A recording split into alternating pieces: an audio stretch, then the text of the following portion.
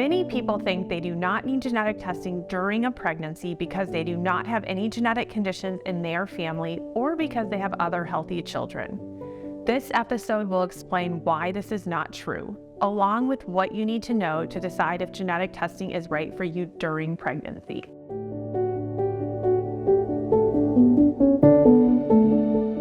For those of you who are new here, I am Kendra, a board-certified genetic counselor who specializes in prenatal care. I produce informational videos about prenatal genetic testing and how to navigate unexpected news in pregnancy. If you do not want to miss a future video, press the subscribe button now. You might be thinking, I thought genetics means inherited. While some genetic conditions are inherited from a parent or both parents, other genetic conditions happen by chance due to a random change in the egg or sperm. Down syndrome is just one example of a genetic condition that typically happens by chance. Let's review some basic information about genetics. Nearly all cells in our body contain chromosomes. Packaged within our chromosomes is our DNA, which is made up of the letters T, A, C, and G. These letters are strung together to form more than 20,000 genes. Our genes contain the recipe for how our body forms and develops. Changes can occur in genes and have little or no effect on a person's health.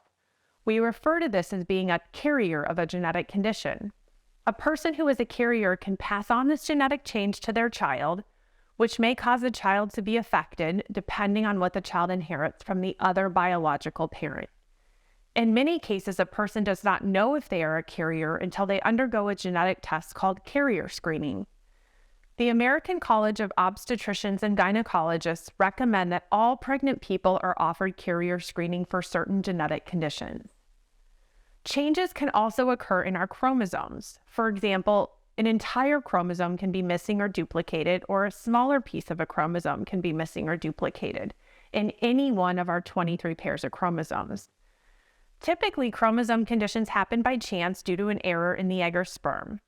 The American College of Obstetricians and Gynecologists recommend that all pregnant people are offered screening and diagnostic testing for chromosome conditions in pregnancy. There are a number of different screening and diagnostic tests. Watch this video to learn more about these tests. How common are chromosome conditions? A chromosome condition occurs in about 1 in every 150 live births.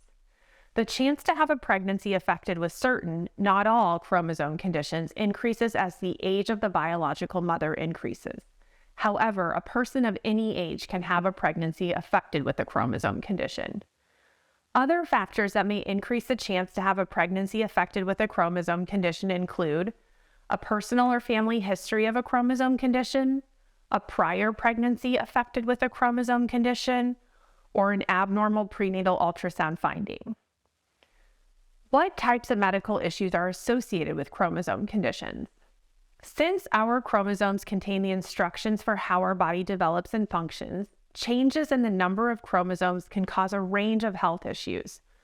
Some chromosome conditions can increase the chance for miscarriage or stillbirth. Symptoms in children with a chromosome condition can range from mild to very serious and may include learning disabilities, birth defects, medical issues such as seizures, vision or hearing loss, and/or shortened life expectancy. You might be wondering, well, can prenatal ultrasound detect a pregnancy affected with a chromosome condition? Prenatal ultrasound is not 100% accurate in detecting all chromosome conditions. Ultrasound is best at detecting major birth defects in a fetus. Birth defects are structural changes that can affect almost any part of the body, including the heart, brain, kidneys, and other organs. Some birth defects increase the chance for a chromosome condition, while other birth defects do not increase this chance. If you decline genetic testing early in pregnancy and an abnormal prenatal ultrasound finding is identified later in pregnancy, you may be offered the option of genetic testing again. Normal prenatal ultrasounds do not eliminate the chance for a fetus to have a chromosome or genetic condition. For example, about 50% or half of babies born with Down syndrome have no abnormal ultrasound finding throughout the pregnancy. How do you decide if genetic testing during pregnancy is right for you? Genetic testing during pregnancy is optional. It is important to consider your own values and beliefs, including how you may use information from prenatal genetic testing. Keep in mind that prenatal genetic testing cannot identify all genetic conditions or medical issues in a fetus. Consider what information, if any, you would like to know about the health of your pregnancy. Some people desire to know whether their baby is at an increased chance for certain genetic conditions before birth. This can allow time to learn about the condition, connect with other families who have received similar news, and plan for medical care that their baby may need at the time of delivery or shortly thereafter. If a prenatal diagnosis is confirmed, some people may opt to interrupt or end the pregnancy, and some people may consider adoption. Remember that different genetic tests are performed at different times during pregnancy. Tests that are done earlier in pregnancy allow expectant parents more time to make decisions if a test result is abnormal. It is normal to feel some degree of anxiety or worry as you think about the option of genetic testing during pregnancy. You may find it helpful to discuss this decision with a trusted person, a healthcare provider, or a genetic counselor. You can find a genetic counselor near you in the United States and Canada at the following link. For one-on-one support, please visit allay-life.com. In closing, please support our community by liking and subscribing to this channel. I would love to hear from each of you. If you'd like, share a comment below about your own journey or topics to cover in future episodes.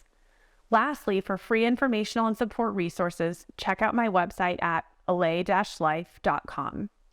With love and light, see you next time.